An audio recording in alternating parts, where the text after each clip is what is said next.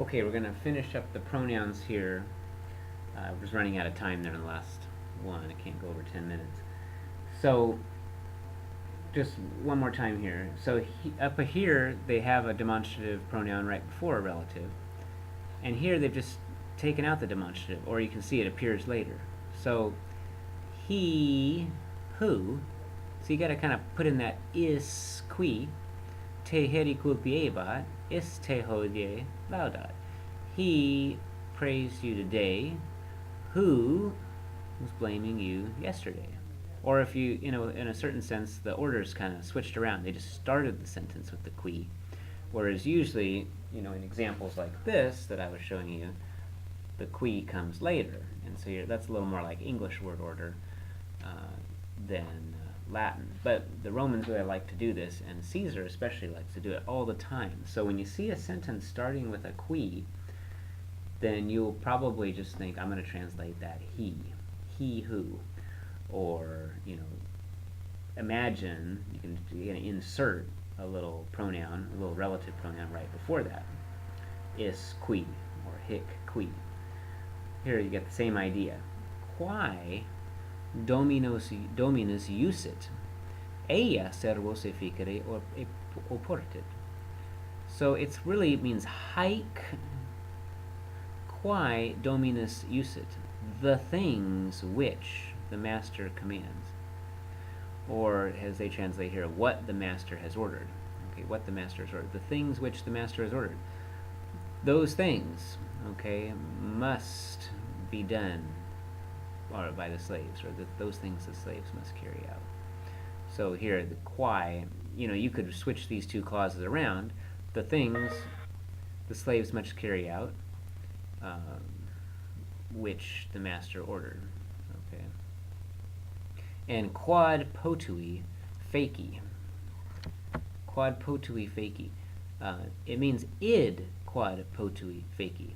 The thing which I am able, I did. Okay, the thing which I was able, I did. I did that which I was able to do. I have done what I could. Quod potui facie. Okay? So that's pretty common in Latin, especially in Caesar, to be able to translate these relatives like hic, haec, hoc, or is, ea, id, in essence, because there should be one there, it's just missing, they left it out. Okay. Last one is the indefinite pronoun, and this is quidam. It's just the relative pronoun, qui, quae, quod, but they've added this ending dam, and it just means a certain one. It's the closest thing that Latin would have to our a girl. Like if you say puella in Latin, that means a girl or the girl. But if you want to specify that it's a certain girl, you would say quae dam puella. And I've used this some in class, and I say, est quidam discipulus. There is a certain student, in here who has been to Disneyland or something like that. Quidam discipulus est. Qui ad Disneyland iet. So this just looks just like qui, quae, quod. It's just got that dam on the end of it, and that just makes it mean one or a certain one. And there's a few little spelling things like the M changing to the N here, just like you had in idem. And so it's the same kind of thing. It's just instead of dem with this ea id, it's dam with qui, quae, quod. And that pretty much does it for pronouns. One other thing to note, if you don't have access to that Cambridge book, you can find this stuff in FAR as well. All of this stuff is there, and it's good to just be able to know how to reference these things. So if you need to look up some pronoun stuff, you can go to FAR in the grammatical appendix. This happens to be on page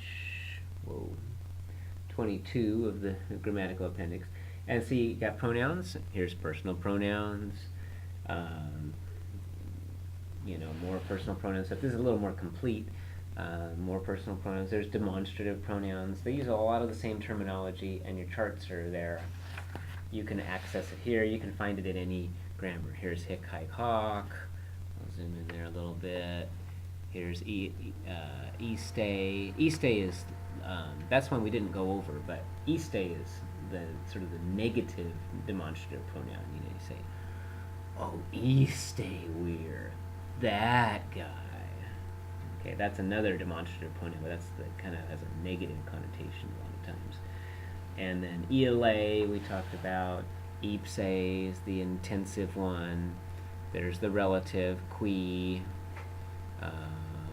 Here's, let's see, there's more on the relative. The interrogative is just basically qui, qui, quod, but when you're asking questions, like instead of qui, you say quis. And other than that, it's pretty much the same. And so this is helpful. It's helpful to know that you have this as a reference and you can find it. And this is going to go through nouns, verbs, adjectives, everything. And I recommend you use it if you need to use it as a reference point. Also, the Virgil text will point you to the sections in the notes when it's relevant for you to review something. That's it. That'll be pronouns and walete.